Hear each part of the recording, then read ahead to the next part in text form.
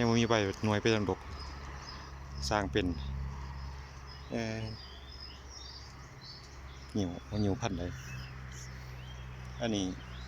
บ้านใดนี่ฮะบ้านใด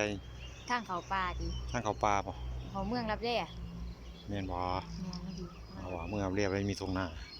บอกไปเรื่อยๆบอกว่ามีความคิดตัวเขาบอกเมืองรับแร่เนาะเขาไปทางนี้รับแร่มองไหนมันจิมันเป็นจังซี่อย่างนี้มากวายคือมาอย่างอู้ดกแห้งดกแฮงเนาะมากๆให้ดกเกี่ยวได้เนาะเสร็จแล้วเนาะเกี่ยวบ่ได้จักต้นสองกกบ่2-3ต้น4ต้นเนาะอู้ดกกี่ดอกปลูกจังซี่ที่มันบ่ได้กวาดใบมันเนาะแม่นมันโลนลงกะอันนี้เลยโยนไปจูดเลยเสียงผู้ใดฮ้องเวิร์กๆเท่าบ่นั่นเป็นหยังอันนี้ก็ต้นตาลหากินในต้นใหม่เนาะทายกินหากินต้นใหม่นะต้นตาล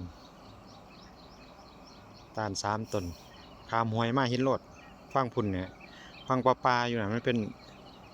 อิหยังก็สุรินทร์บ่ฟังนี้โอรัตนะกับสุรินทร์มันก็คือกันอันนี้ศรีเกตสะพานศรีเกตเขตโพสีเนาะอันนั้นสุรินทร์เนี่ยเขตรัตนบุรี